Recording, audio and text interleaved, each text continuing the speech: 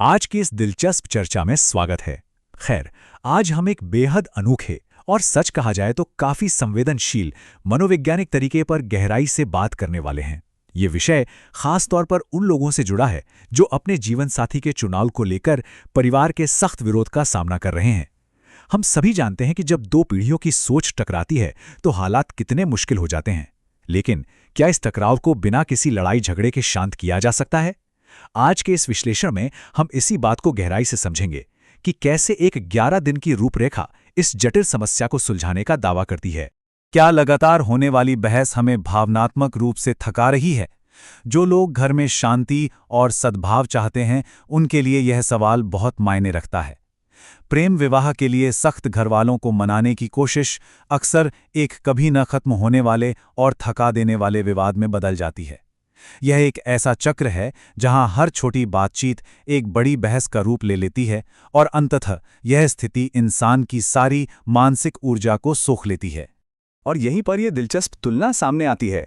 एक तरफ है वो अंतहीन थका देने वाली बहस जो भावनात्मक रूप से पूरी तरह निचोड़ लेती है, और दूसरी तरफ एक बहुत ही व्यवस्थित और शांतिपूर्ण 11 दिन का समाधान जिसे रीप्रोग्रामिंग का नाम दिया गया है।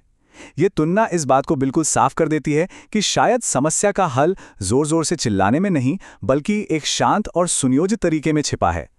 तो चलिए जल्दी से आज के इस चर्चा की रूपरेखा पर नजर डाल लेते हैं। पहला, लगातार बहस की कीमत। दूसरा, 11 दिन का रीप्रोग्रामिंग अनुष्ठान। तीसरा, इसके मुख्य नियम और शर्तें।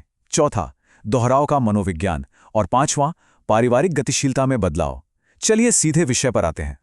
शुरुआत करते हैं पहले हिस्से से, लगातार बहस की कीमत। तो यहाँ सबसे अहम बात यह है कि जो भी व्यक्ति अंदर से पूरी तरह थक चुका है, उसके लिए अपने सख्त घरवालों का मन बदलने की बार बार कोशिश करना अक्सर हालात को और बिगाड़ देता है। सच कहूं तो इससे उनका जिद्दी रवैया और भी ज्यादा कठोर हो जाता है। ये एक ऐसा पीड़ादायक चक्र है जहां बहस से कोई समाधान नहीं निकलता, बल्कि दूरियां और ज्यादा बढ़ जाती हैं। यहीं से हमें एक बिल्कुल नए तरीके की जरूरत महसूस होती है। अब बढ़ते हैं अगले हिस्से की तरफ, 11 दिन का रीप्रोग्रामिंग अनुष्ठान। अब इसे कोई चमत्कार या जादू टोना समझने की भूल ना करें। असल में ये विश्लेषण इस अनुष्ठान को एक बहुत ही सटीक समय सीमा के रूप में परिभाषित करता है। ये एक ऐसा पारंपरिक अभ्यास है जो लगातार बहस करने वाली समस्या को सीधे तौर पर हल करता है। 11 दिन का ये समय एक स्पष्ट लक्ष्य देता है जो बिना किसी झगड़े के सख्त माता पिता के रवैये को नरम करने का एक शांतिपूर्ण रास्ता दिखाता है। इसकी कार्यप्रणाली को समझने के लिए आइए भाग 3 पर चलते हैं, मुख्य नियम और शर्तें। यह हिस्सा वाकई ध्यान देने लायक है।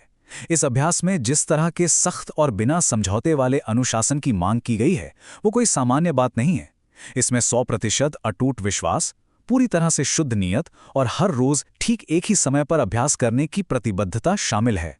ये रूपरेखा बताती है कि ये सिर्फ कुछ शब्द बोलने का खेल नहीं है, ये एक संपूर्ण मानसिक समर्पण है। तो ये मानसिकता काम कैसे करती है? आइए भाग 4 देखते हैं, दोहराव का मनोविज्ञान।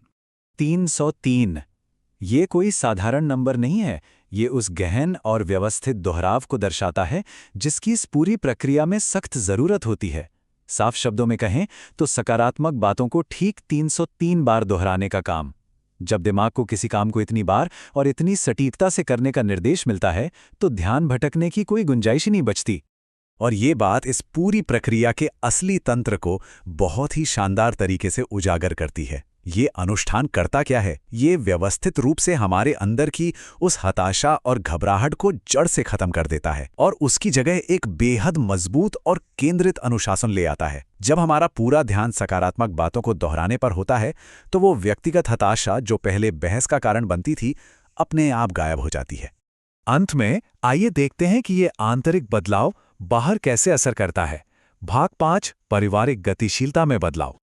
तो निष्कर्ष यह है कि जब हम बिना किसी हताशा या घबराहट के काम करते हैं तो अवचेतन रूप से हमारे बातचीत करने का तरीका बदल जाता है। जब बचाव की मुद्रा खत्म हो जाती है तो परिवार के साथ संवाद एकदम शांत हो जाता है। ये नया शांत रवैया उन 11 दिनों के चक्र में परिवार के सख्त विरोध को स्वाभाविक रूप से नरम कर देता है। और सबसे बड़ी बात, ये सब बिना किसी बहस के हासिल किया जाता है। जैसे ही हम आज के इस विश्लेषण को खत्म करते हैं, यह एक बहुत बड़ा और दिलचस्प सवाल हमारे सामने छोड़ जाता है। अगर 11 दिनों का यह व्यवस्थित अनुशासन और मानसिक शांति घर के सबसे सख्त सदस्यों को भी नरम कर सकता है, तो यह सोचना दिलचस्प होगा कि यह हमारी जिंदगी के और किन असंभव लगने वाले संघर्षों को सुलझा सकता है। हमारे आंतरिक अनुशासन में बाहरी दुनिया को बदलने की गजब की ताकत है। इस विचार के साथ आज की यह चर्चा यहीं समाप्त होती है।